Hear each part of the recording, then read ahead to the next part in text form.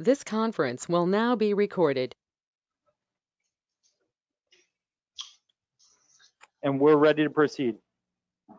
Okay, so good afternoon, everyone. This is the meeting of the engineering of the West Basin Municipal Water District Engineering and Operations Committee. And it being 4 o'clock, we are calling the meeting to order. Is there a determination of a quorum? Chair Alvarez, we do have both members of the committee. We do have Director Harold Williams, Board President, as well as you yourself, the Chair of the committee, Director Alvarez. I did see that we got a caller 2 that just added. I don't know if that's one of our directors or not. That's Director Gray. And we have Director Gray. Thank Okay. you. Thank you. Is there any public comments? We have not received any public comments through our system. I do notice that we have some members of the public in the meeting virtually. If anybody would like to comment, please put your name in the comment section and we can queue you up.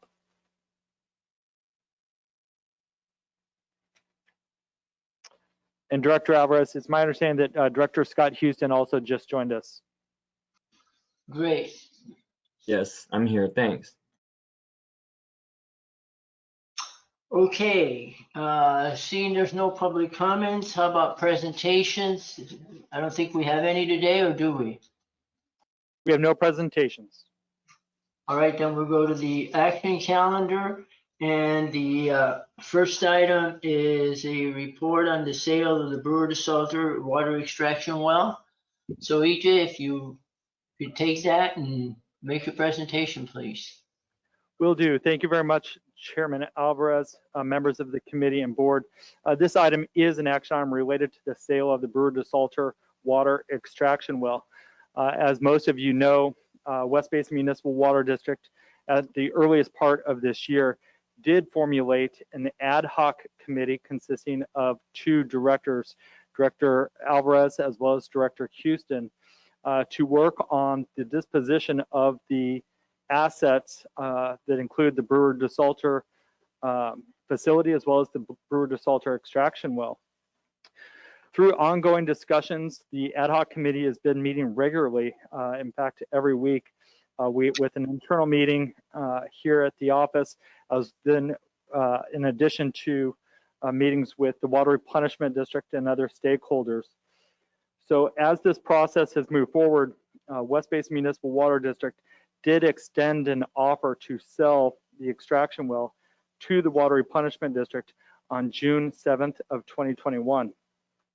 In response to that offer, the Water Replenishment District on June 16th delivered a counter proposal which included the following terms.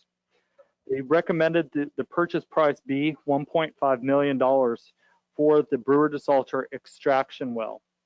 They stated that WRD would purchase the well in its current condition.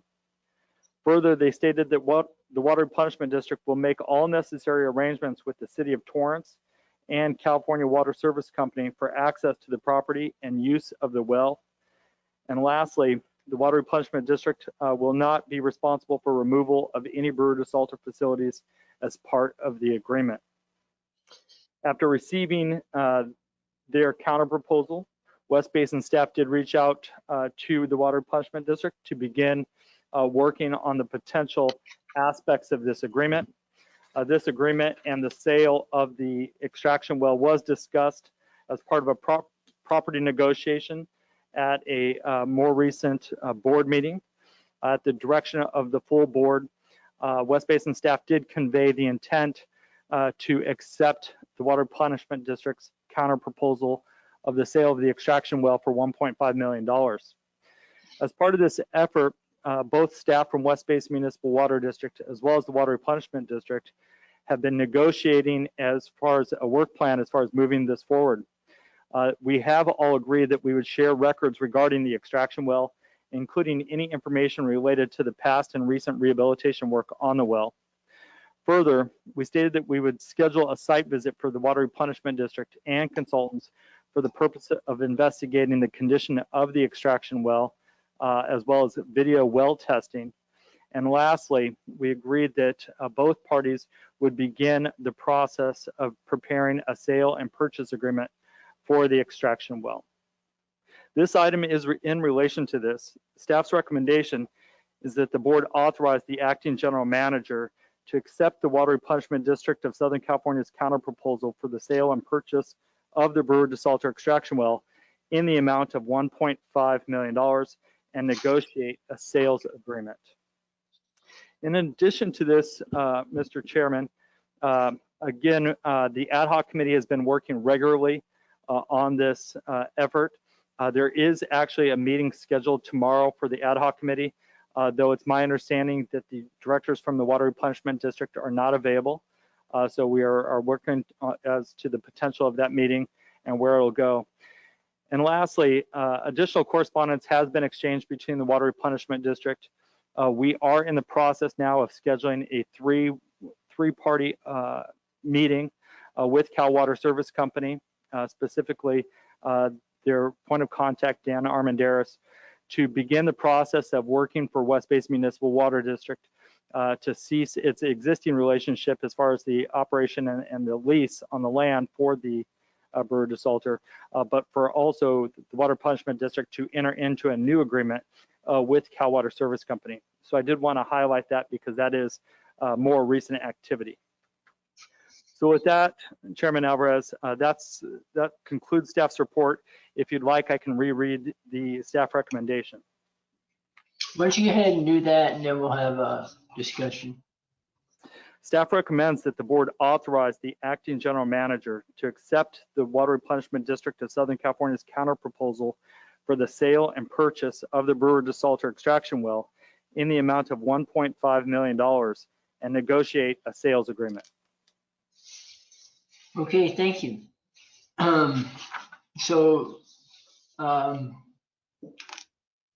Just to start the discussion on this first, Director Williams, do you have any comments or questions? Well, I'd just like to hear from the ad hoc committee. Just are they satisfied that with this recommendation? Are they supporting this? Okay, well, there's both of the members of the ad hoc committee, since I'm here and Director Houston's present, we can address that, and then I'll defer to Director Houston right now and see if he's got any comments. No real heavy comments. I completely support this. Obviously, we have put forward, the price, and they have reciprocated. It seems like we're all in agreement to move forward, and that's a recommendation. And this has been a really productive effort, both with the ad hoc committee and with working with WRD. So, quite frankly, I'm very pleased with what we've got accomplished in this short time. And, I think we're ready to move forward. So I fully recommend this. Okay. So I'll just add on to that. We did start this process several months ago. I think it was back in March, shortly after the ad hoc committee was formed. And we have been diligently meeting and moving forward with the disposition of the asset. The Water Replenishment District did respond to a offer letter, as our interim general manager referred to, and they basically offered $1.5 million for the purchase of the well. And at that time, basically stated, as is noted in the report, that they would purchase it in its current condition and would negotiate all necessary agreements that they're going to need. Primarily, it will be a lease agreement for the small parcel that the well occupies, which is on the Cal Water property. I think overall, we're at a good point right now to finalize a purchase and sale agreement. Actually, a draft of one has been forwarded to WRD, and that needs to be finalized. But if the terms of the sale don't change, there's no reason to not move forward with this. And I would recommend that we do forward it to the full board for the authorization to have the interim general manager go ahead and finalize negotiations and execute a purchase and sale agreement for $1.5 million for the well to the water replenishment district. Hearing that, I would concur with your recommendation and forward this on to the full board. Okay. All right, with that, we'll move on to the next item. Mr. Chair, hello. Oh, I'm sorry, Director. You have another board Apologize. member on the phone. Would you like to hear my comment? Yes, I apologize. Thank you. I want to commend the ad committee for your work on this issue because they've been pending for a while. So congratulations to Director Alvarez in Houston. This is a question to the general manager. And I think we've already had this discussion, but this proposal right now is something in line with what we thought was reasonable to the agency. Is that correct, DJ? That is correct. Okay. All right. That was my question. Thank you. Okay, so then moving forward to the next item up, and that is the Donald D. Deere building options. And EJ, if you could go ahead and address that item. Yes, thank you very much, Chairman Alvarez. And let me begin by stating that the information that you're about to hear will be provided by staff is an accumulation of a lot of information that we've worked on for years, dating back to prior to 2009. In fact, in evaluating this building, we do have a presentation by our manager of engineering, Wendell Johnson. I also wanted to note that we do have staff available. Our executive manager of engineering operations, Barkev Masurlian, as well as Nelson Rodriguez, here to answer any specific questions throughout the presentation. And I do want to point out that while staff does have a recommendation, it's really to gather information from the committee and board as to our next steps. We're not under the illusion that a specific decision on this building will be made, but our intent is to provide you information related to the status of this building and seek some information in which staff can then go out, collect and gather additional information, and then of course come back to the committee and board. So with that, I'm going to hand it off to Wendell Johnson, our manager of engineering. Good afternoon, Chairman Alvarez and members of the committee. Today, I would like to give you a brief update on the Donald L. Deere building. Please follow me to slide 1 of my presentation on the corresponding page of 8 in your agenda packet.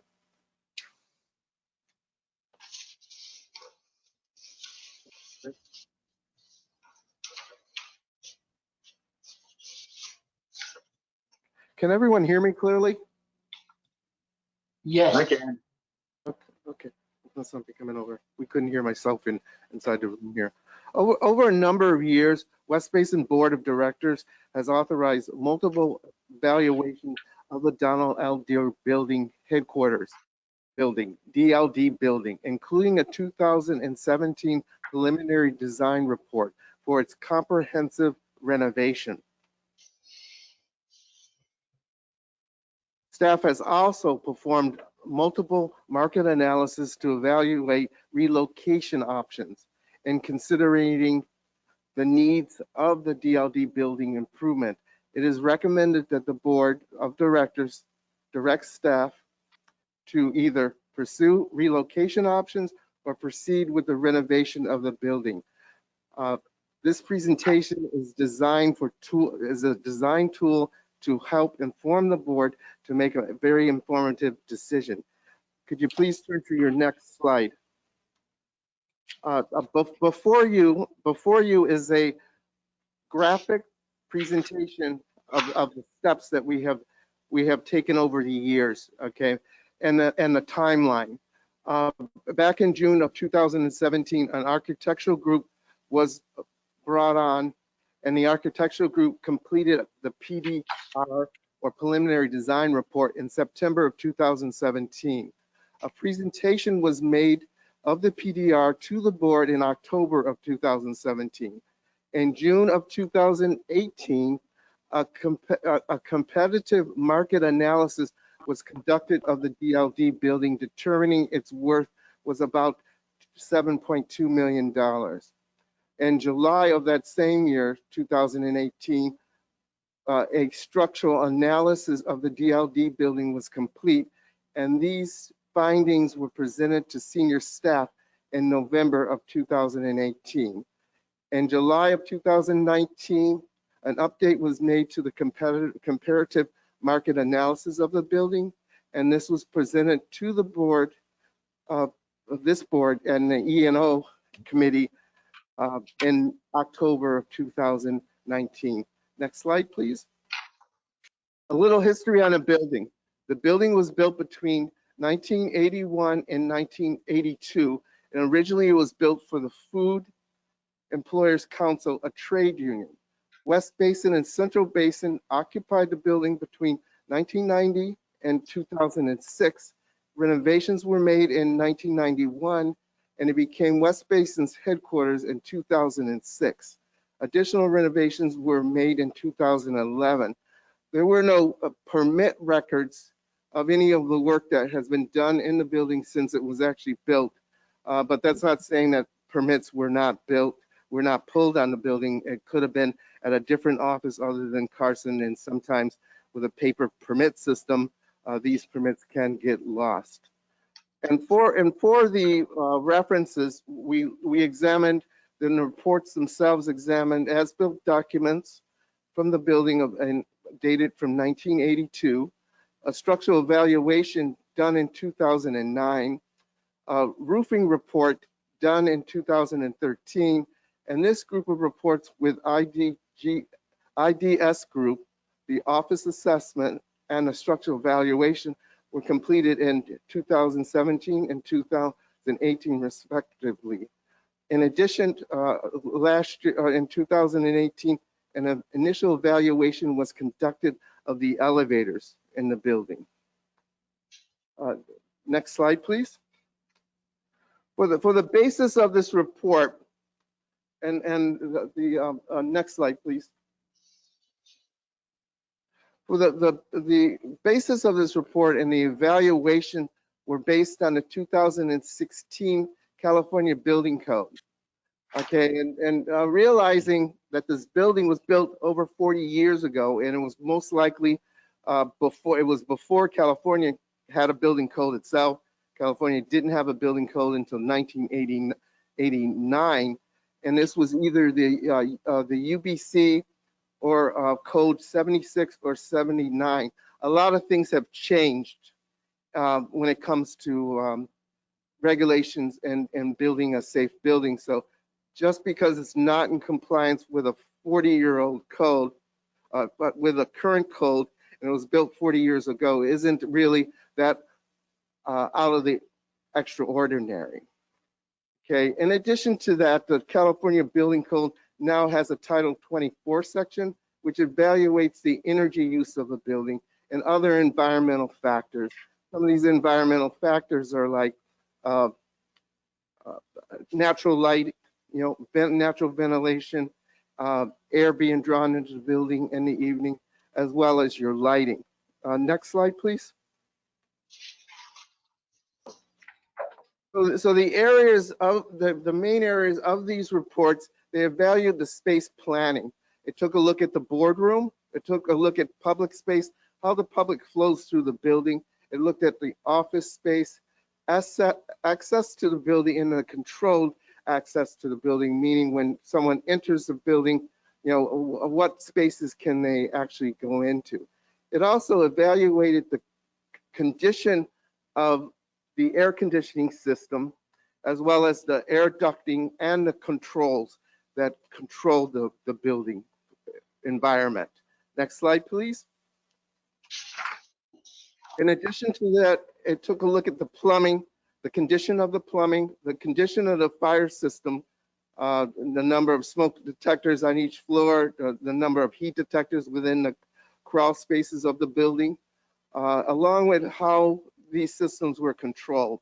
Additionally, it was a panel by panel evaluation of the electric system of the building and code compliance with controls of the electric system within the building, as well as grounding of the building. Next slide, please. In addition to that, we took a look at possible sustainability elements, and these elements included the exterior facade of the building, and as well as a solar roof, solar carports, as well as light controls. Next slide, please. Some of the key findings, okay? Some of the key findings include, for this type of building, the building is considered a type 5 building, which means that it's constructed out of wood. It can be constructed out of wood, timber, and steel. Okay, and then considered the B category considers that it's not fire protected, meaning that the elements that the buildings is constructed of are not fire or fireproof. Okay, and so one of the findings in today's code, you're not allowed to have an assembly room on the 3rd floor of this building, meaning the boardroom. It's required that it be placed on the 1st floor or the ground floor of this type of construction. And one of the challenges here also is because you do have this assembly room on the 3rd floor, you're short about 10 fixtures, bathroom fixtures on the 3rd floor, and the total of fixtures that we're short throughout the building is about 15 fixtures, okay? The boardroom also, assembly spaces are difficult spaces within a building. The boardroom also has to have a 2-hour fire separation from other areas of the building because it is a room of assembly. And a 2-hour fire separation means that it takes about 2 hours for a fire to burn through a wall if the fire is on the other side of the wall in another room. Accessibility in the stairwells, because of the rating of this room as a room for assembly, the staircases are undersized for an emergency exit. Currently, with the square footage up here, the occupancy load on the 3rd floor is 337 people, and the staircases are basically insufficient to provide suitable exit for that large of a group of people. Next slide, please.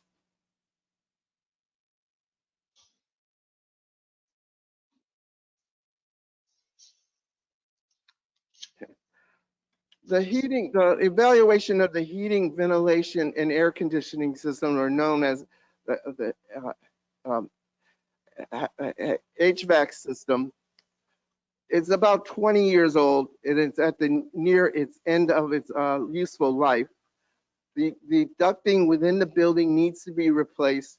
The controls need to be replaced. It has a pneumatic control system. Today's controls in buildings are direct digital controls. Pneumatic controls use a compressor or air to operate dampers and vents and valves and stuff of that nature. The boiler itself is near the end of its useful life, and various plenums. Plenums are spaces between the ceiling and the underside of the upper floor have been broken up, or there's piping and there's exhaust vents that shouldn't be in that space. It's supposed to be clear space where there's no electrical or any other type of features in there. It's used to bring in ventilation to the building. The building has been modified, the space on the inside has been modified a number of times, and the zoning or where the thermostats in the building do not address the area where the actual cool air or warm air is being pumped into the building. The electrical system within the building needs to be addressed with the grounding, as well as updating some of or most of the electrical panel boxes that are in the building. There's numerous panel boxes that are there that have abandoned wire pulls within them, and without having the wires removed from the panel box, as well as panel boxes being labeled that they have bad bus bars within the box itself. The emergency lighting doesn't meet the current code also. Next slide, please. Okay, key structural findings. Okay, and the key to this again is that this building was built 40 years ago, and it was again built before the California building code. And certainly it was built at a time where over the last 40 years, we've learned a lot more information on how buildings and structures respond to ground motion. And at that time, when it was built in this code, it was just an empirical formula that you came up with a solution. In today's technology, seismic evaluations are site-specific in regards to location of seismic faults of that nature. So the building itself is not adequately braced. There's beams within the buildings that are not adequately braced. There are the foundation has experienced sometime during its lifetime an uplift from a major earthquake, maybe possibly Northridge of that nature. And when we talk about the pre-Northquake Northridge steel moment connections, we're talking about how connections are detailed into a framing system. And the detailing of connections 40 years ago is a lot different than how they are detailed in a building and under the current codes. Okay, and so we're talking about, having to upgrade the connections that are within the building.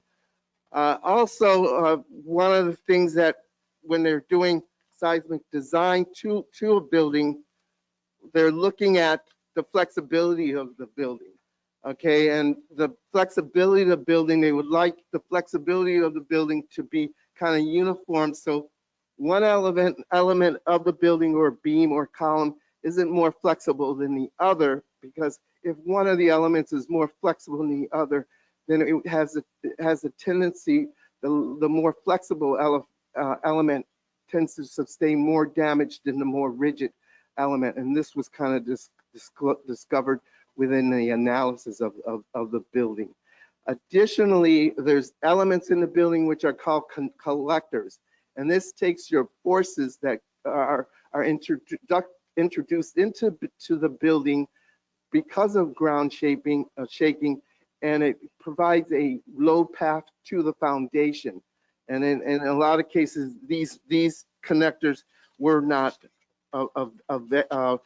in a building, because at the time that this building was built, there were no earthquake designs that address that type of discovery.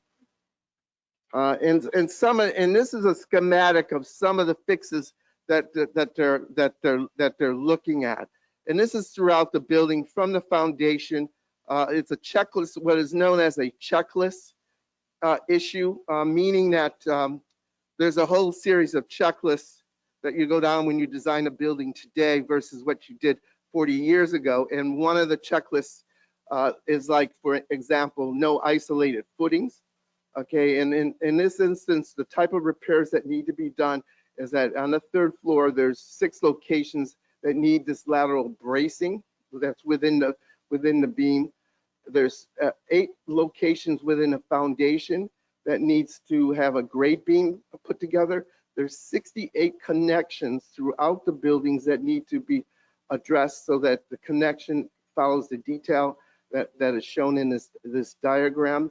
There's 20 locations where there's a strong column and a weak beam location that needs to be corrected. And there's 27 beams within the building that need to be added, either collectors or lateral bracing type beams. Next slide, please. So this is a summary of next slide, please.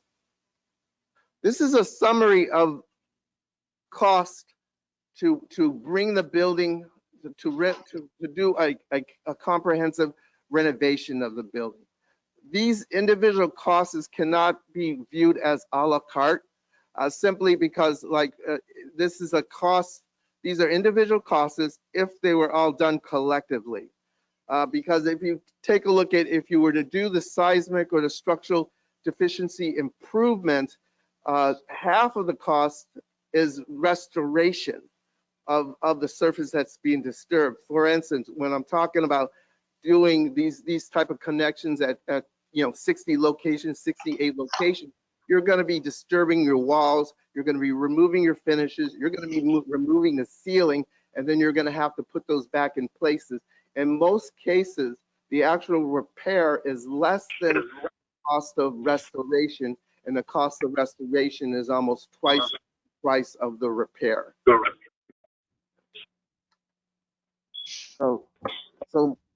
So moving on to the next slide. Okay, this is right now, and this is part of the reason why we're before this board. We have about $825 million in this year's budget to address the IT cooling and fire suppression system within the server room, as well as to address the elevators. And Wendell, real quick, just $825,000. This type of work would trigger having to comply with upgrades in the building to bring the building up to code. And it's simply, if the value of the work is more than $172,000, you have to address some of the upgrades within the building. Like, for example, if you're putting in the boiler, or if you're replacing the HVAC system, you would have to do some strengthening of the structural system of the building. And so this is one of the main reasons why we're back at the committee giving you this update on the findings for the DLD building. Next slide, please.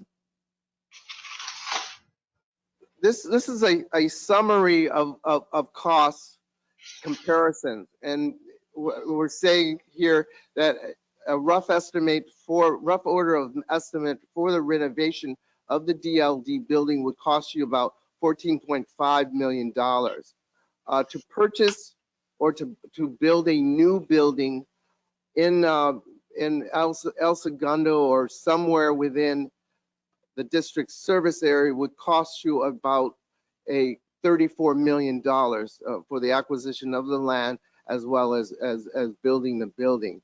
And the average lease over a 20-year period, this is a life cycle cost analysis, in this market is about $32 million a year.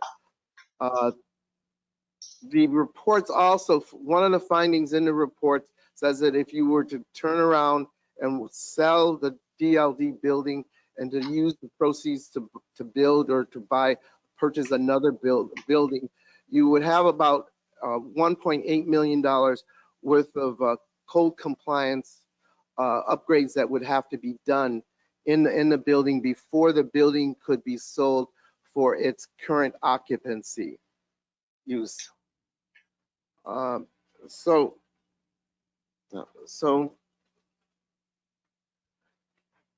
at this time, I would be, these masks or something else. So at this time, and so what we'd like from this presentation, we'd like to be able to get some direction out of the board as to what direction we would like to go with the renovation of the DLD building, or if staff should be instructed to look for a relocation. And so at this time, I would be happy to take any questions from any of the members of the committee about this presentation. And at that time, I will also would like to read what the recommendation says. Okay, and it is recommended that the board directs staff to either pursue relocation options or to proceed with the renovation of the DLD building. Thank you, Chairman. Okay, thank you for the report. So any comments from the committee or?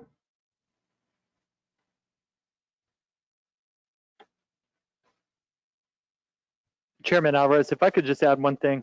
I Sure. do know that the members of the committee and board did receive a supplemental packet related to the building. I believe it included several photographs of the current status of the building.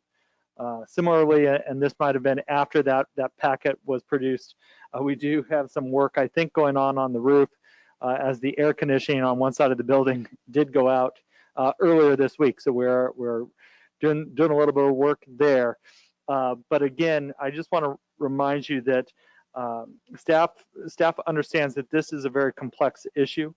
We do understand that there's a lot of things to be evaluated, but what we hope to get today is perhaps some direction from the committee and board where staff can go out and continue to do the work on this issue and bring it back at a subsequent meeting. So with that, we are all available to answer any questions. Okay, well, it seems like this has a long history since a lot of these reports and analysis date back to 2017.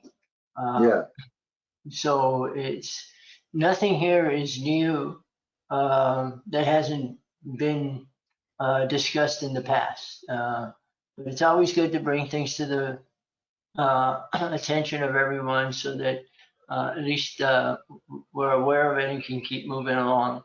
So with that, Director Williams, do you have any comments? yes, thank you, Mr. Chair. Under B, under the recommendation, proceeding with the renovation of the DLD building, is there, recognizing that we're not likely to have money to do a total renovation to the level that we would like to see it, but is there a stepwise approach to this renovation, and we renovate it to a point where we make it safe for us to go in and out of the building on a regular basis? And how about in the event of an emergency like a fire? Can we do something like that without spending what it would take to completely renovate the building? Yes, Dr. Williams, I think in answer to your question, I think that the stepwise approach is that we did incorporate two specific projects within the fiscal year 2021-2022 budget. The concern is that if we were to pursue those projects, it could trigger additional work that would need to be conducted. And I do think perhaps Wendell would be able to address that specific issue. But just as a reminder, I think that within our fiscal year budget, we do have those projects related to the server room up here on the third floor. So that would include the fire suppression system, as well as the, I believe it's a, well, what was the other aspect of the? Cooling of the server room. Mike? It would be the cooling system for the server room, and it would be the fire suppression system for the server room. Currently, the IT department is using additional coolers, which are really not commercial coolers, but residential area coolers within the room. There's been an event last year where the server room actually did overheat and the server didn't shut down, but it did send out some alarms that staff had to respond to. And then, of course, Wendell, they might not have heard you because you didn't have your microphone on at the time, but the other project that was included is are the elevators.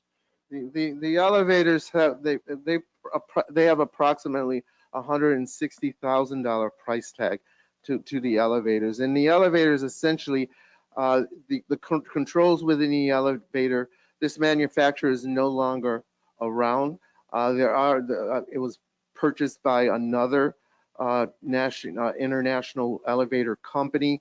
They do provide conversion kits to update the controls and to also make them ADA accessible. That's one of the major drawbacks in the elevators. There's no ADA functionality within the elevators, and so that would have to be updated.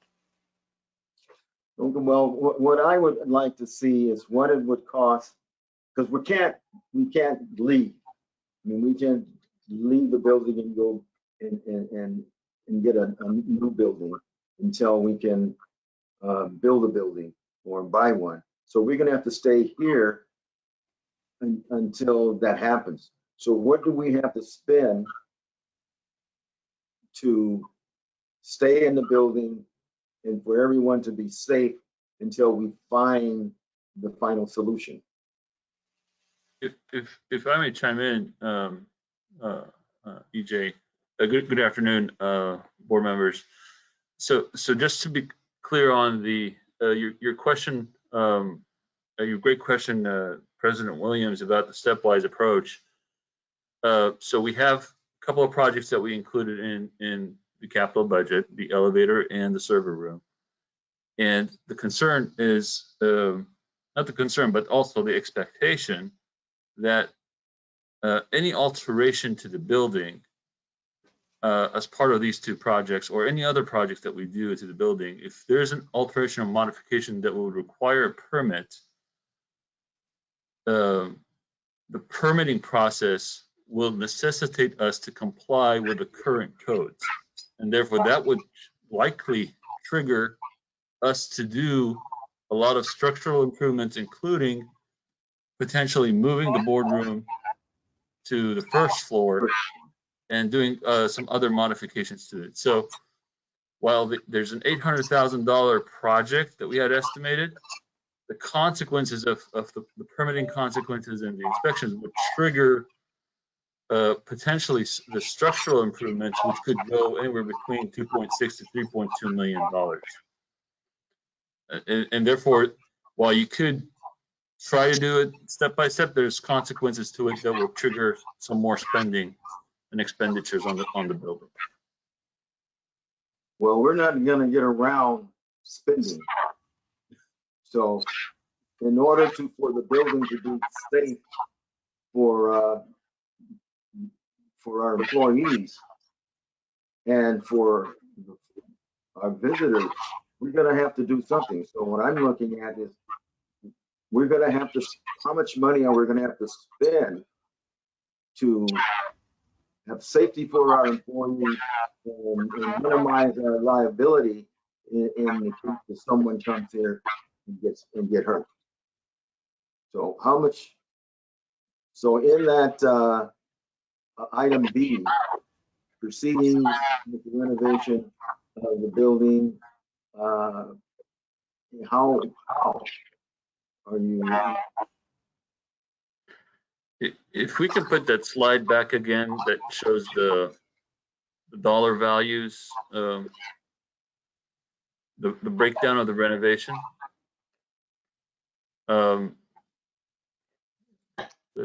Or there's another one that has the breakdown to $14.5 million. So you can see here at least to address the inadequacies that the structural analysis and the seismic analysis identified, you're looking at $2.6 million. But as Wendell mentioned, those that 2.6 is probably higher if you just do that by itself. So it's probably going to cost more. So you're at least looking at potentially fixing the structural and the seismic issues at something close to $3 million. In addition to the two projects that we had enlisted, the elevators and the servers, around $800,000. When you pull a permit, will that trigger something else? It may, but it's likely going to trigger the structural and seismic, but it could trigger other stuff as well. Correct, Wendell? Yeah, that's correct. So are we under the city of Compton's building This would department or the county? it would be the city of Carson, which the city of Carson contracts with Los Angeles County for its permitting. And it was my understanding that the building is really not in the city of Carson. It's in the county, I was understanding.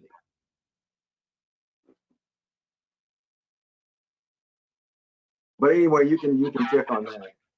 But any way you look at it, we're going to have to spend a bundle of money if we're going to be safe in the building, or we just don't do anything and leave. Just let it ride. So we're in a difficult spot. So if we do these improvements and we have to sell the building, are we going to be able to get any of our money back? It depends. If we sell the building to another entity that comes in and wants to use it for office, we would likely have to pay for that structural deficiency. Excuse me, Barkev, but we, as a seller, and I want to clarify that because it is not right to represent this that way. As a seller, all you have to do is disclose the condition of the building, and a buyer can buy the building like that. And as a seller, you're under no responsibility. Once you disclose it and you have a willing buyer that's willing to purchase it with all of the disclosures, we are under no responsibility to make additional investments in the building, to bring it up to any code for a seller to purchase it. I have purchased buildings that were not up to code with the full information known, and then made the improvements to the building. So a seller, as long as they disclose the conditions, does not have to upgrade a building. Well, that's good to know. Okay, that's contrary to what's in the report, but okay. There you have it. But where are we? We got to do something. Right. And so how do we go about analyzing this thing and coming up with an approach to get the work done that needs to be done, so that our employees are in a safe environment. They are not thinking about what happened in Florida, and a lot of people get a little antsy about riding in elevators that perhaps move side to side. But so, I mean, what can we do here to be the minimum that we can do to get our employees feeling safe and with us feeling safe without having to spend a bundle of money? Well, obviously, President Williams, if it's the desire of the committee to explore that option to stay with a minimal expense, again, what we can do is look to see exactly what those retrofits would be, triggered by the work that we need to get done. As staff mentioned, we know that our server room does require work. The danger of having our server overheat could have catastrophic issues, but we need to make sure that our server is protected. So that's one aspect of the work that needs to be done. The elevators are a second one. If it's the intent of the committee and board to explore making those initial investments, we can look to see exactly what else is triggered. As Director Alvarez said, whether we need to do the work or not in order to sell may not really be that significant of an issue, in the sense that if we don't do the work ourselves, it would just simply, as Director Alvarez pointed out, we would have to disclose that. And if they were going to utilize this building for potentially the same use, that would obviously factor into the purchase price and the sales price. So that funding, whether it would be invested in the building or not, would probably play a significant role into the value of the property. But if it's the committee and board's decision or direction to explore kind of the minimal investment in the building, which would be at least those two projects, what we could then do is bring in the necessary consultants to evaluate that and see exactly what we're talking about as far as the structural issues that could be triggered by work of that nature. I would also like to include in that if we move the boardroom to the first floor, how heavy of a lift is that?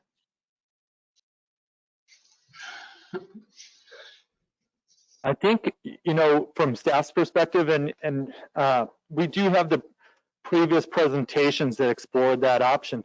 Really what happens is when you start to move the boardroom down there, obviously you're now talking about a complete retrofit of the third floor, as well as a complete retrofit of the first floor, because you do have office space down there, equipment down there. So you have to kind of, I hate to use the term gut, but you would have significant work to be done there. And that would trigger a lot of these, the renovation summary that you see before you. Because once we move this downstairs, you're talking about, creating a boardroom down there, which, we could put desks and chairs there, but if you're going to create a boardroom down there, there are some necessities, potentially AV equipment and all of those niceties that you would want at an updated boardroom. But that would be kind of like partitioning, and rather than doing any structural things. There are some structural elements that will have structural improvements that would have to occur to move the boardroom downstairs, President William. Okay. Well, that's all I have. Any other comments from the board, other board members? Sure, this is Director Houston. Just a few things, because I never heard in the presentation, what is the current value of the building? I see that slide in the beginning said something like $7.2 million, but that was a few years ago. And even on the slide, I'm trying to see, was that in 2017 or 2018? I think Director Houston, to answer that question, last we looked at it was, I think, late 2019. It was at 5.5 million. Oh, so 2019 was 5 point what? 5.5. So it actually dropped in value at that time compared to what we had a year or two prior. Correct. Correct. Okay, but then, Correct, and that was largely because of the structural analysis.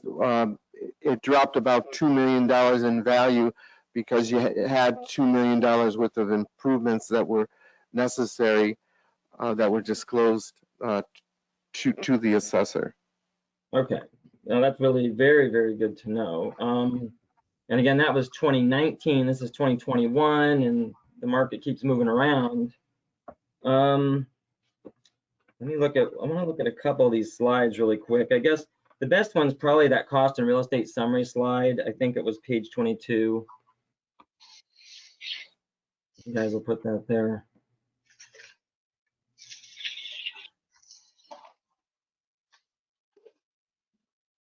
Page 22.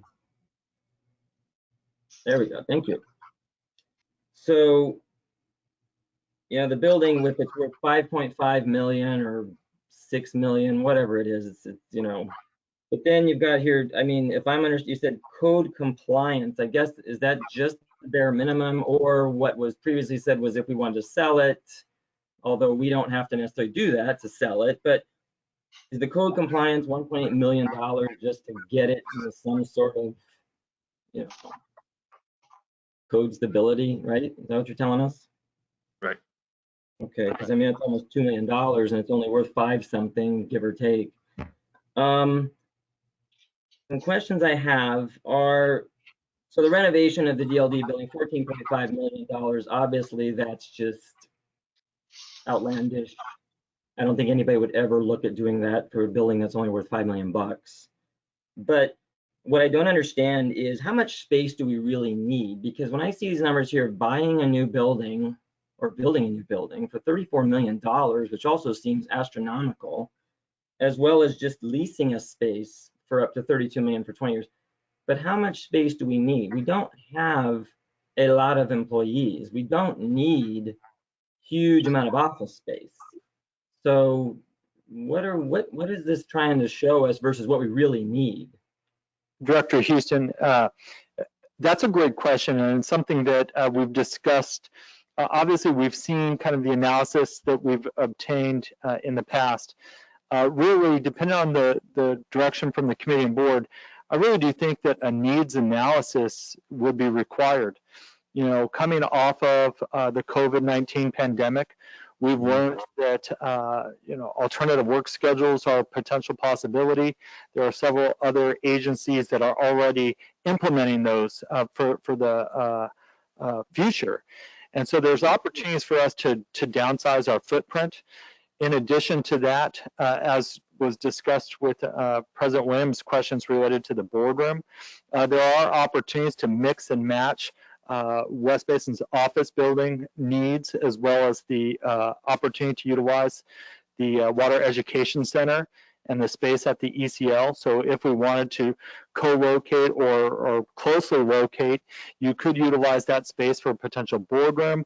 So our potential needs could be very different from these figures that you see here. Okay. Okay, so 1 or 2 more questions.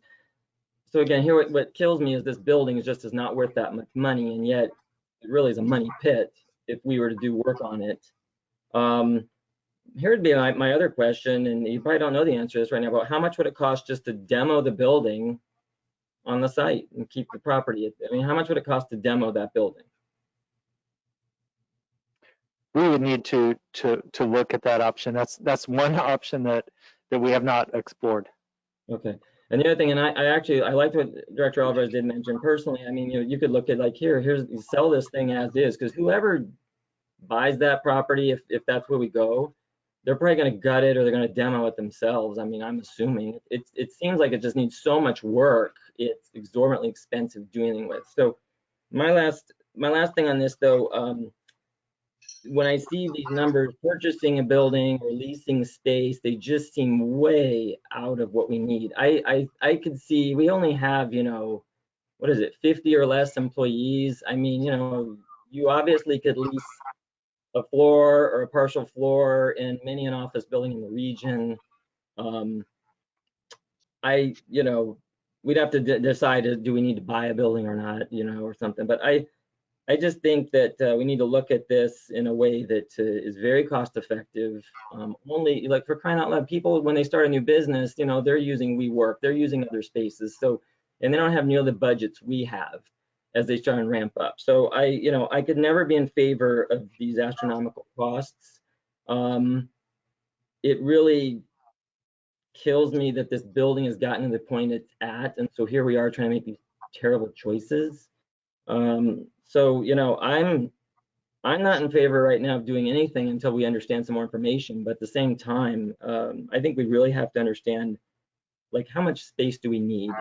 And I'd really like to, you know, get this, you know, if it's going to be a big money pit, we should get it off of our hands at some point as soon as possible. So that's my take at this moment.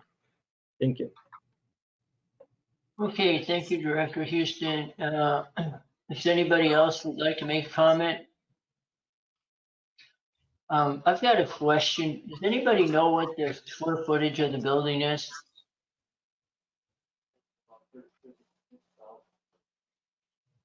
We believe it's, Wendell, oh, go ahead, Barkev. all right, I was gonna let Wendell. Yeah, it's approximately 33,000 square feet. 83,000? 33,000. Okay. Thank you for that information. 83,000 square foot building. It's a pretty good size. 33. 33. Oh, 3. Okay. 33,000, even a 33,000 square foot building is a pretty good sized building. And probably to Director Houston's comment, a lot more space than what we actually would need in terms of space for staff. I think the rule of thumb is just for overall planning, and then there would be some additional spaces that you allocate about 80 square feet per individual, and then there's some common area, etc. Works out to a little over 120 square feet per person. Plus then there's lobbies, and in our case, we need a boardroom and things like that. But it'd be significantly less than the 33,000 square feet. So we have a much larger building than we need. And to look at that building for purposes of renovating it and the cost, I have no doubt that if you start going down the line of starting to repair things, that eventually you've got to look at it comprehensively, and you're probably $15 million is underestimating what the cost of repairing the building is going to be. I can't see really pursuing that. I think that we need to step back and say, what are our other alternatives? And I'm not quite sure what they are, but they're not necessarily continuing to put money into this building. That one, we don't need all of the space, and two, we can't afford to do. So you had mentioned other options in terms of where we could or locate staff. Maybe if you could come back with just a brief summary report. I'm not asking for anything that can take months to do. Just you mentioned both the Etsy little facility and the I forget. I think you mentioned two things, EJ. I mentioned co-locating or closely locating. So the idea would be to try to utilize the Water Education Center and the facilities there as best as possible. There is a question as to how much property we really have there on the ECL property. Clearly now you look at it and there are some open spaces, although not much. But the question is where will that facility be down the road 10, 15 to 20 years? So you wouldn't want to build anything that could limit our potential there at the ECL. But obviously closely locating or trying to maximize that space allows staff easy access to that facility. It allows us to easily set up for committee and board meetings there at the Water Education Center. And so there are opportunities there. Okay, so maybe we can have some of that information brought back. Yeah, obviously this is a decision that needs to be made, but doesn't have to be made today. the building is definitely getting long in the tooth, if I can use that terminology, and in need of some upgrades, but it's not, those upgrades are not needed to be done immediately tomorrow, and whether we need to undertake a basic renovation of the building to the tune of $20 million is something that requires some thought, and we have the time. We don't have 10 years to do it in, but we do have the time. If I may, Director Alvarez, Yes. I mean, the options presented are on page 22 of the packet. Renovate the building, purchase a new one, or lease a new one. At the end of the day, those are the options. The square footage, could it get lower? We can take a look at that, like EJ said. You know, the analysis that was done all throughout the years was that 30,000 mark, and we can look at, well, maybe we can do with 20,000, right? Or less, especially now that we know how to do things virtually as well. But these, at the end of the day, these are the options, and none of them, they're all costly.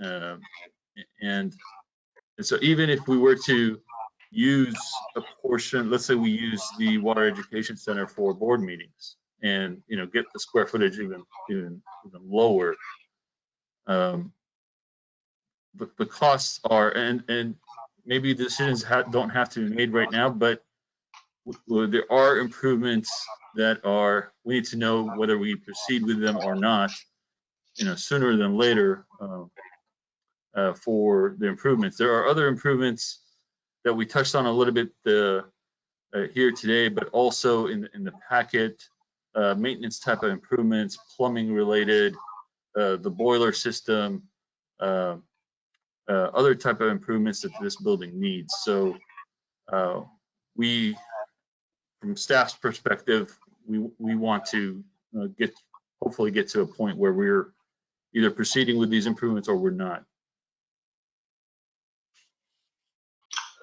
Thank you, Barkev, and thank you to the committee and board. Just if I could summarize maybe what I've heard today, which I think, from my perspective, we kind of exceeded my expectations. What I've understood you all to say is that additional information is definitely needed.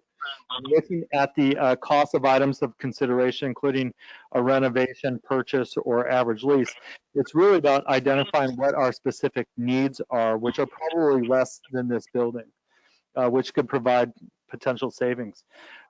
So doing a little bit of research, maybe not a full-blown analysis, but doing some additional research as to what our potential needs are could reframe this discussion as far as the total expense of a new building or a lease. Secondly, we have identified some projects that are required here at the facility. They are budgeted for, and staff is ready to proceed with them. However, perhaps additional research is required to really understand the trigger impact of that work and what then needs to be done. I heard President Williams also talk about rectifying that situation related to the boardroom being on the 3rd floor, potentially moving it to the 1st floor. So we can do some additional research on those things and bring this back. To follow up on what Barkev mentioned, we see this as a long-term discussion, but we want to make sure that we position it in a way that we can get things done when we're able to. And so perhaps what we can do is continue to bring this item back with follow-up that staff will conduct and further this discussion. So I hope I kind of summarized the direction as I heard it from the committee and board, but please let me know if I was off. Can you hear me? This is Director Gray. I've been trying to speak. I think it was muted before. Can you hear me? Yes, we Yes, can. Director Gray, go ahead. Yeah, thank you. I agree with the comments from the other board members, and EJ summarized them. I just want to reiterate, I do think we need to look at what our basic needs are, and I think staff can do that without really paying money for a professional to come in and do a needs assessment, but really look at what we really need to utilize. I know the current building had a tenant before, so we have that space downstairs that was utilized by tenants, so I don't know if that's part of the discussion, if we do look at purchasing or leasing a building, but I think that should be part of the discussion as we look at, you know, what the value is and what we're spending. I do think that it's a buyer's market, right? A seller's market, not buyer's market, seller's market in terms of, you know, if we are going to let go of this building. And I know that there was some discussion about, you know, whether or not we have to fix it before we sell it. And if we don't fix it, I'm sure that the asking price will go down too if we don't do those things that Barkev, I think, was talking about. So, but I agree with everything, and we do need to kind of look at what do we have to do right now, you know, what's the expenditure, and we had a discussion about that. So I agree with moving forward with continuing the discussion. Is it possible to get some kind of value right now, what the building is worth? I can't see what you guys are looking at, but I thought I heard 2019 was the latest value of the current property that we know of. That is correct. We could bring in somebody to provide an update to that, but there's obviously, as you do those things, there's a cost associated with that. But we could have them prepare or update the estimated value. Is that a very exorbitant price to have a realtor to give you an estimate? Really? Just based on what they already know? The appraiser. Appraiser, I'm sorry, appraiser. Last time, Thank you, President Williams. Thank you. Yeah.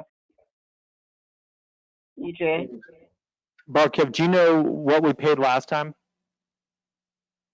I Hazel? don't recall. I think it was for the market analysis update that we did last time. We may have paid somewhere between $10,000 to $15,000. What that included is not just update on the value of the building, but it also looked at potential lease options in the Carson Gardena area, potential lease options in the El Segundo area. It also had an analysis to look at the property right across the street from ECL, the public storage property. So that was about $10,000 to $15,000, but it included way more than just doing a value estimate. That's a few dollars, but again, we would have to go back and contract with the realtor to give them some money to do that. It would be a few $1,000s. Is it realtor or appraiser? Which is it? I thought it was appraiser. Yeah, the realtors will do the appraising for us. Well, I'm only asking for another appraisal of the property, the value of the property, not the others that were part of the initial contract. So, but that's just something I think the board could talk about or consider. I don't know what the cost would be for an appraiser to come in and appraise the property again, but that would be the intent, to see what the value is right now. And we could look into that and bring that back. All right. Director Gray, do you have anything else to add? No, thank you very much. Appreciate it. Thank you. Okay, is anybody else, Director Houston or Director Williams? Real quick, No, Director. thank you. Real quick, Chair Alvarez, I think that if we're asking staff to go back, and I would assume within the next month is when some of this stuff comes back, because I think timing is of the essence for all of us. But so I think one of the things that really has to be looked at is a needs assessment on the space. You guys told us how big the building is, and we all know that that building has a lot of weird and awkward unused space. It's been, it's been gerrymandered and jerry-rigged over the years. So there's more room in that facility than we need. I think that's very clear, no matter what the future of hybrid or not hybrid is. Now, the other thing is right now, there is a lot of office space available around the whole region because of the economy. I mean, you could drive around El Segundo right now over on Continental and Nash and Douglas, and there's for lease signs practically on every corner. Because a lot of people, you know, they downsized, they went out of business, there's all stuff happening. And I think this is pretty true in a lot of the other cities that we serve. So I think we really ought to, if you've had a needs assessment, can you just get some idea of what the lease rates are on a space? Because again, there's a glut of office space available in the South Bay right now. You know, while houses are selling right and left, but office space, you know, they're trying to get people back in these buildings. So it might be a good time to look at that option. So that's what I would ask to be brought back as well. Chair I Alvarez. support that. Yeah, so thank you. Okay, so EJ, do you have some direction? I think that basically we're looking for kind of just an assessment of the space need. Nothing super sophisticated, very simple, and potential sounding out of our alternatives in terms of some potential relocation, and then getting a basic appraisal of the market value of the building. Did I summarize that about correctly? I think so. The only thing I had added in here was just additional research related to the basic upgrades to the DLD building if we were to pursue the elevators. If this process plays out longer than needed, I will have staff do additional research to see exactly what work is triggered and what would be necessary. But we'll focus on those first two items that you mentioned, which are the basic needs assessment for staff and a facility, as well as a basic appraisal. Yep. Okay, so with that, let's move on to the information calendar. It's already 20 after 5. First item up is the water facilities operations update. So Yes. EJ. Thank you very much, Chairman Alvarez. And for this item, I do want to introduce our Executive Manager of Engineering Operations, Barkev Masulian. And I really do just want to preface this update because you'll very rarely hear Barkev kind of say anything about all the work that he and his team are doing in a positive light. He's just all about the work. But I do want to point this out that our operations team, along with Barkev, have been doing an amazing job with everything going on at the ECL to make sure that we're continuing to deliver and maximize the use of recycled water in the West Basin service area. And I know that we'll be touching a little bit on this related to the Hyperion incident, but I do want to highlight that because, again, Barkev, you and your team are doing a great job of keeping us moving forward. So thank you. And with that, I'll hand it over to you for the water facilities operations update. Thank you, EJ. Appreciate the kind words. And yes, the team has been incredible. Both the Suez team and our own operations department have been incredible in dealing with the unprecedented circumstances that we've lived through in the last 3 to 4 weeks. As we reported in the last committee, the water quality that we received from Hyperion was substandard, to say the least, since the mechanical failures that occurred at Hyperion on July 12th, and they continue to be. The last few days, it's been trending the right way, and we have staff, we have operations manager Uzi Daniel and senior operations engineer Susanna Lee that will go through some of the details about what occurred, what did the water quality look like, how did we respond, and what are some of the consequences that we had to kind of go through. But I'll share some quick numbers. One of the responses that we've had is having to use a lot of potable water to blend with the recycled water that with the influent water that we're getting with from Hyperion and the recycled water that we're producing. So this time last year, we pulled in 38 million gallons per day of influent. And then the 3 weeks post the failures at Hyperion, we were around 1/3 of that, 13 million gallons per day, at times going down to 10 million gallons per day. We had to use a lot of potable water, Susanna will go through those slides, but we're looking at over 3 weeks, 1,350 acre feet of potable water used in both at ECL and at our satellite facilities as well. In terms of solids, we typically haul off, we have a truck come in 3 to 4 times a day, hauling off 60 to 80 tons of solids from our ECL facility.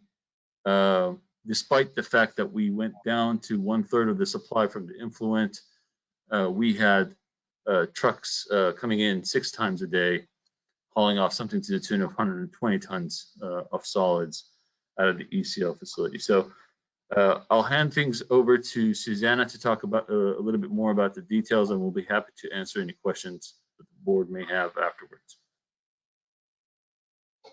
Susanna?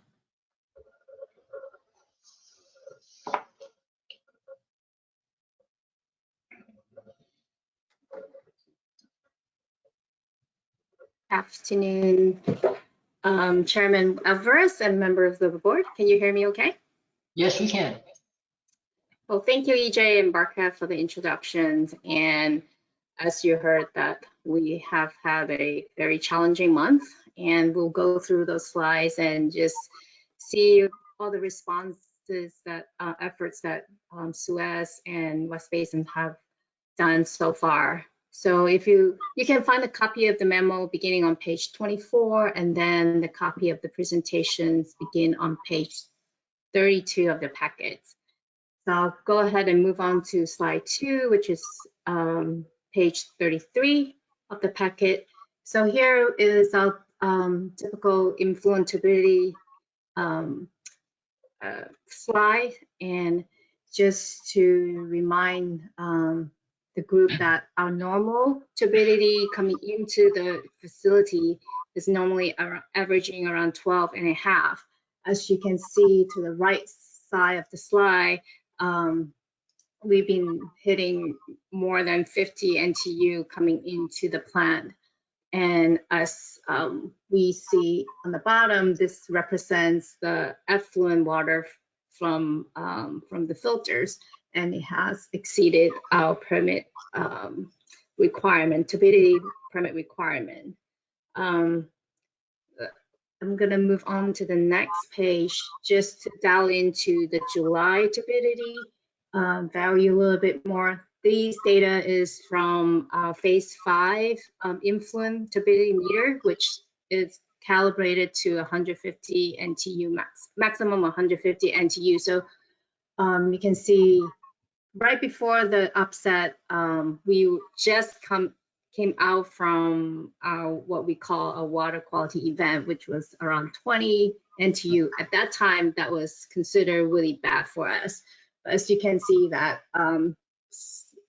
as soon as like the second day, we are already climbing up to 60 NTU, and we've been basically stay at more than 150 NTU. And the maximum of turbidity that we saw coming in from Hyperion was up to 400 NTU on the 25th of July. So besides turbidity, I know that that's the one KPI that we use to measure how bad the water quality is. We've seen significant increases in our solids, as Bark have mentioned. Also in terms of iron that it's coming into the plant, that's also been significantly higher and making contribute to some of the treatment issues that we saw, and also the color that contributed to turbidity in the effluent.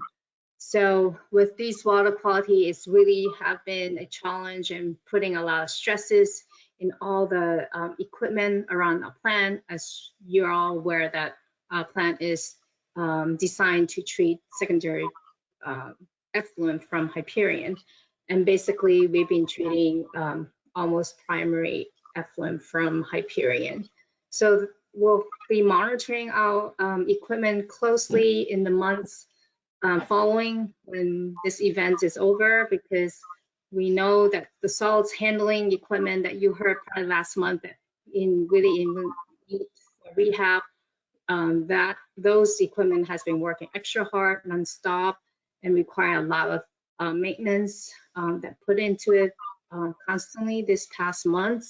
We'll see where we are, and especially on all the membranes that we just procured and installed this past year that unfortunately have put a toll on those, and especially also on the older MF membranes at ECL. So what it is, so we may have to come to the board and ask to replace some of those membranes sooner than. So moving on to the next slide, I'll begin to just go over some of the response efforts that have been going on for this event. And I'll begin with a recap on the water quality, which we've discussed extensively already. Turbidity, SI has 400 NTU, and solids, the highest value we've seen coming in was 310. Just for your reference, the average suspended solids that we normally see is in the teens. So this is way many times over. And here are the photos. It's showing just like a color cocktail of the influence that come in during the last few weeks.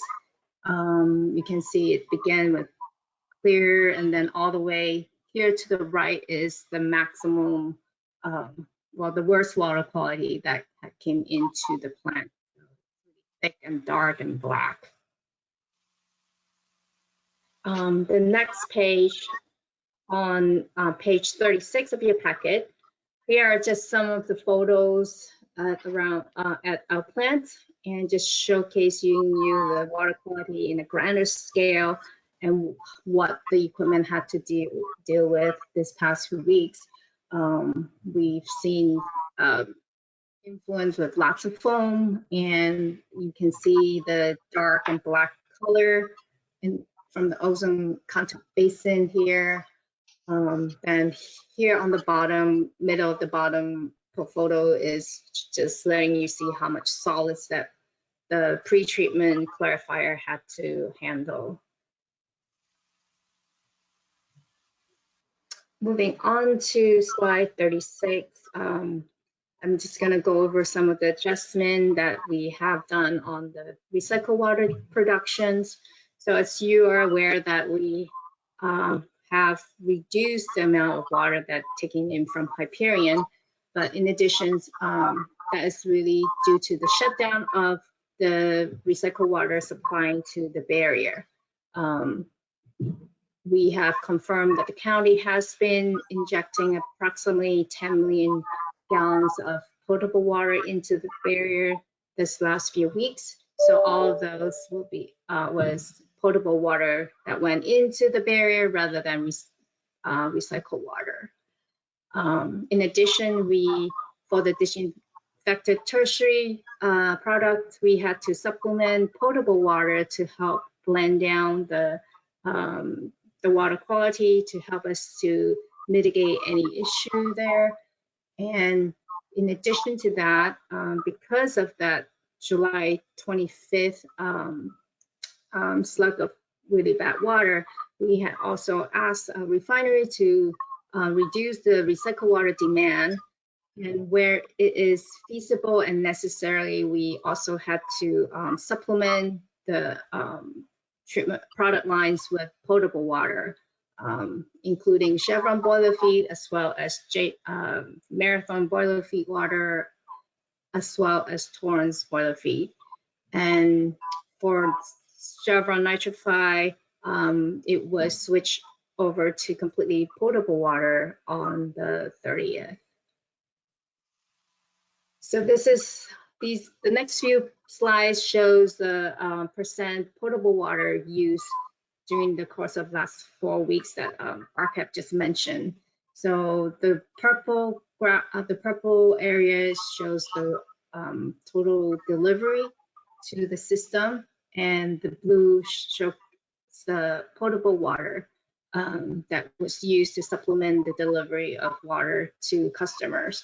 So during the course of the last 4 weeks for disinfected tertiary, we deliver started about 20 mgd of product water, and we had to reduce to around 12 to 15 mgd per day. But of that, 30 to over 50% of that water was by potable water, with potable water, I meant. Here is a graph for the Torrance delivery to the Torrance Refining Company. So this, we use a little bit less of potable water. It ranged between like 2 to 22% of potable water for the total refinery delivery. And it was, it helped operations during the first 2 weeks that the Torrance refinery was at a mini turnaround, so their demand was a little bit lower, as you can see, between like 3 to 3.5, and it has since come back up, the demand, because the turnaround has been completed, so it's now close to 4 mgd altogether. Moving on to the next slide. This is the Marathon refinery. Is the potable water usage range between 0 to around 5 or 6%. This seems to be lower. However, just want to point out that we did, in addition to the potable water use, we have requested that Marathon to reduce the recycled water demand. So their demand will normally be higher. So that's why the percentage seems lower. As I mentioned, the Chevron Nitrify was switched over to completely 100% potable water since the July 30th. And for Chevron boiler feed, we've been supplementing between 2 to 2.5 mgd of potable water for that product line. Moving on to page 37 of the packet. Here are some operational adjustments that have been made. As you heard, like we really rely on the chemical that help us to maintain our operations to now, and we have to increase significantly on chemical dosages. This includes ferric chloride, the polymer that used to flocculate our solids, and we also had to add a specialty polymer to help improve our filters performance. So all these chemicals, we had to double and even triple some cases on those chemical. In addition to these coagulant and flocculants, we had to increase chlorine dosage to our product water to help mitigate odor and odor issues in the distribution system. So there was a significant increase in chlorine dosage. In addition to increase of chemical usage, we also had to perform more frequent filter backwash to help maintain the filter performance. And also, I'm not sure if you were aware, even though we turned off the Chevron Nitrify delivery, but we had continued the operation of the Chevron Bioforce. The product water from that facility was sent back through the force main back to the influent of our plant to help blend down and to improve the influent water quality. Just want to report to you that we had just stopped that operation this morning, and we have switched Chevron Nitrify back to recycled water with a little bit of potable water supplementation. And with the supplementation of potable water to Torrance and JMMM, those effort is really to also help to lower the stress on the microfilter membranes. And all those membranes have been taking a hit, and we have to do more extensive chemical cleanings and also more frequent cleanings for those membranes. And moving on to slide 38, here we're talking about the laboratory and regulatory compliance efforts. Because of the water quality, we have increased daily sampling and analysis to help us to monitor and profile the water quality that is going out to our customers. And as we mentioned that the turbidity exceedance as of the July 30th, staff have been actively engaging with our regulators to notify them of any exceedance on a daily basis. SUEZ staff also have conducted jar testing and engaging polymer vendors to ensure the proper dosing of the chemical and to optimize the chemical dosing to handle the current water quality conditions. And we also, SUEZ have also been in contact with their national technical support to help troubleshoot any equipment issues that are going on. And as I mentioned, we have increased the Title 22 backwash frequency to help mitigate the performance issues. Here are some just photos that just to help you to compare what the different turbidity water quality looks like. Here we have a influent water quality at 110 NTU, and in the middle is showing what it went out at 4.6 NTU. The photo on the right most is showing you what a compliant sample look like at less than 2 NTU. If you can see, there's just a slight tint of yellow for a non-compliant sample look like, and that tint of yellow, we believe it could be the extra chemical that Hyperion using to help start up their process, as well as all the extra perhaps dissolved colloidal particles that are coming through our plant, as well as the extra chemicals that we've been using in our treatment process as well. And finally, on the response, we have been working closely with all our suppliers to secure and meeting all the chemical needs.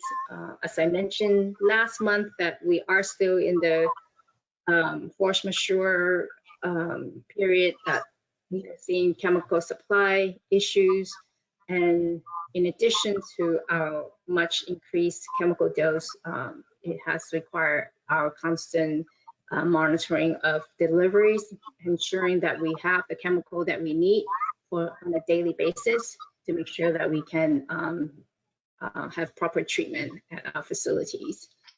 And with the doubling of solids going out, we had to have a close coordination with our solids hauling vendor to ensure that the trucks are being met. At the beginning of the events, we were not able to get all the trucks of solids sent out, so we are meeting all the solids hauling needs currently. In addition to the dewater solids that were hauled out, we have utilized a vendor to vacuum trucks the gravity thickener solids to help lessen the load on the dewatering presses, because those presses has been overworked and we didn't want it to break down anytime. So we have asked vacuum trucks to remove solids from upstream of the dewatering presses. And finally, with all the extra work on all our equipment, The operation and maintenance staff from SUEZ have been working tirelessly to keep up with all the maintenance and operation needs. So we thank SUEZ operation and maintenance staff for their hard work to keeping the plant running as well as we can with this challenging water quality. So in addition to all the extra work because of the Hyperion upset, the staff have been, trying to keep normal operations going. So here are just some of the highlights of work that went on during July. You're decanting some clog line in the solids, handling, and here in the bottom is a crew cleaning up the Hyperion pump station pit after the initial flooding. So they were just cleaning that area up. And staff also have installed odor removing filters around the building to help mitigate the odor issues. And here on the right, we have the actuator replacement work that took place for filter number 2. That filter had just been rehabbed. So with the actuator replacement work, we can actually put filter 2 back in operation. And finally, here's a staff inspecting a possible leak in RO3 at ECL. Moving on to slide 14 and the compliance slide. Here are the compliance activities for the month of July. Staff submitted a total of 4 reports to the regulators, and they conducted a total of about 500 samples. And there is no notice of violations, but as I mentioned, there has been reportable exceedance of turbidity. And with the events, staff have done extra sampling for July, and 175 field sampling were conducted, as well as extra 197 lab samplings. So with this, I will hand over to Frank to finish the rest of the report. Thank you, Susanna. Good afternoon, directors. If you could please refer to page 46 of your board packet. This is our monthly potable water service, customer service update. For the Metropolitan water customer projects, I just wanted to highlight the 4th row, that item regarding the planned shutdown of the Metropolitan Water District 2nd lower feeder. That was previously scheduled for December of this month. I'm sorry, for December of this year, and was changed to February of next year. And that would affect the city of Lomita and California Water Service Company. For the Title 22 Purveyor Service Program, the only update or change from the last month is that the sampling schedule for the 3rd quarter is being prepared. And for the brewer desalter, the production did not change. It was also 0 for the month of July. Moving on to the next page of the board packet. This is our update for the recycled water distribution system activities that were implemented by Inframark for the month of July. We did have 1 leak repair in Torrance that was implemented on July 27th. That was located on Crenshaw between Delama and 190th Street. And Inframark that month of July collected a large amount of water samples related to the Hyperion upset, just to conduct additional monitoring of the distribution system. So they collected a total of 72 samples. And at the beginning of this month, Inframark also conducted some spot chlorination activities in Inglewood and Hermosa Beach to inject additional chlorine into the recycled water distribution system, just for a short amount of time to help improve the water quality in those 2 areas.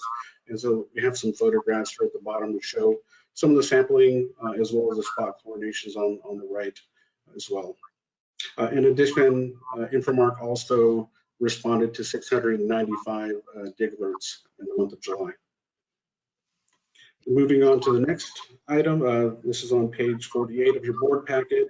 This is related to our customer development program, and staff is continuing to support customers that are working to connect to recycled water. This is for the Hollywood Park retail within the LA Stadium development. Staff has been working with the Department of Public Health to continue conducting site inspections, and so we have some photographs here of some of the inspections conducted for the new irrigation system that's being installed at this location. And this site is anticipated to be connected in April of next year. Moving on to the next item is on page 49 of your board packet. And staff is also continuing to work with the Top Golf development in El Segundo. They're constructing a new irrigation system for the redesigned golf course, and that's anticipated to be constructed or connected by December of this year. And these are some photographs of some of the inspections conducted of the irrigation system, as well as there's a potable water swivel L that will be also constructed as part of the irrigation system for this site. That concludes my update, and I'm happy to answer any questions. Okay, well, thank you very much. Director Williams, do you have any questions or comments? No, thank you. Director, or do we have any other directors left? Do they have any comments or questions? Yes, Director Gray is still here. Okay, Can you hear Director me? Gray, go ahead. Thank you. Thank you. I want to thank staff, Arkev, and his staff for doing an excellent job in terms of making sure Recycle Water program continues. I know it's been very challenging this past week, but thank you to the staff. Thank you, and thank you, EJ, for oversight. Any other comments? Sure, just a quick question for Frank and staff in general. I mean, how's Infomark working with us? They're our new distribution system contractor. How's that working? It's been working very well. The transition, I think, has been moving forward pretty well. We've conducted several meetings with, conducted a meeting with two of our purveyors so far to start with introductions, but I think that they have been performing very well. They've been very helpful. You know, this has been a very challenging month, as you've seen in the presentation, and they have been providing a really good support so far. Okay, that's really good to hear. And I think just as we go forward, and maybe in the next couple months, just keep us appraised of that, since it is a new relationship. You know, it's really great to see all these pictures. You know, I haven't been in the facility lately, our own facility. I've been in the parking lot area, and of course you can smell it right there at what's coming into our building or our plant, which normally doesn't smell that bad. So boy, these really enlighten you on how nasty and dirty that water is. I really thank you for that.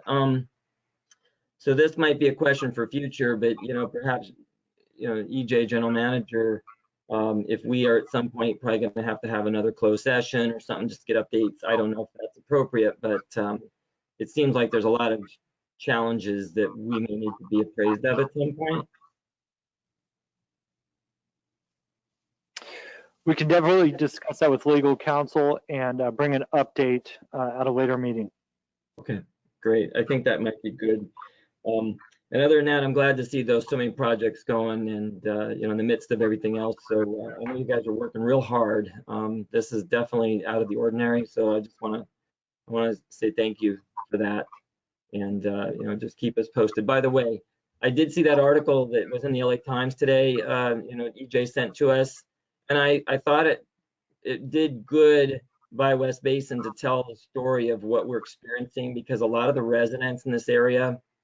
Of course, I live in El Segundo, so I'm hearing things all the time. And there's a lot of rumors, a lot of things they don't understand between how Hyperion works and how West Basin works.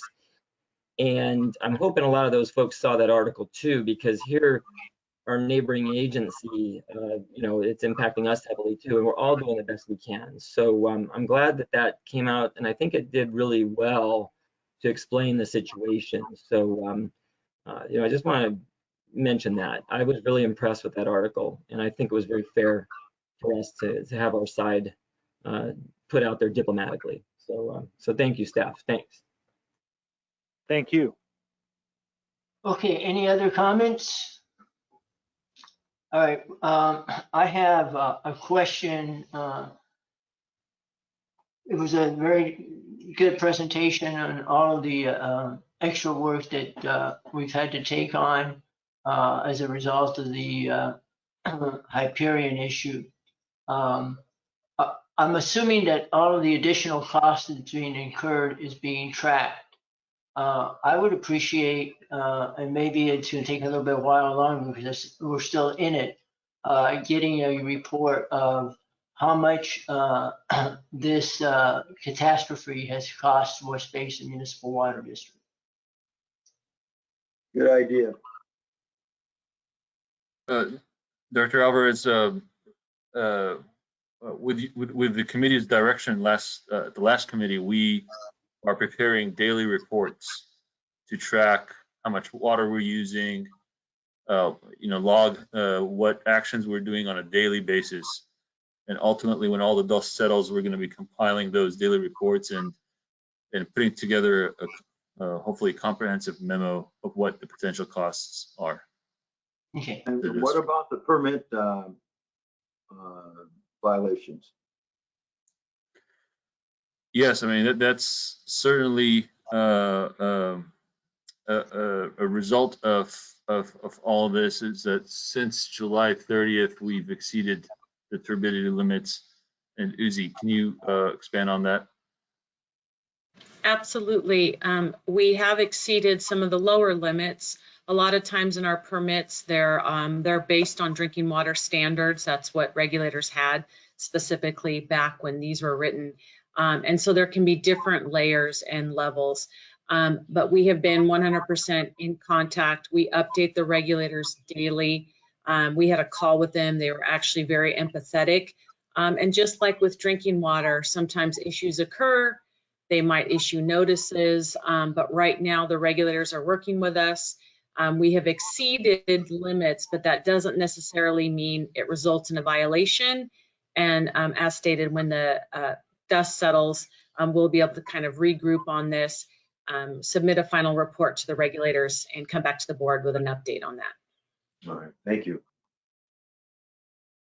Okay, well, thank you very much for all of that. And it'd be interesting to see what the final cost of all of this effort is going to be.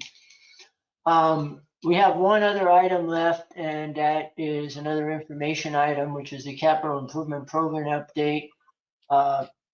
It being almost 6 p.m., Director Williams, unless you would like to see this item or listen to this item, I think that we have plenty of information in the packet, and we can skip that for today. What's your pleasure? I concur with that. Okay. With that, we do not have a closed session. Any director comments or future agenda items that anybody wants to bring up? No, thank you. No, thank you, Chair Alvarez. Thank you, Chair. Thank you. Okay. And with that, this meeting is adjourned, and our next meeting will be September 15th, 2021. Thank you very much. Thank you much. Yeah. Good job.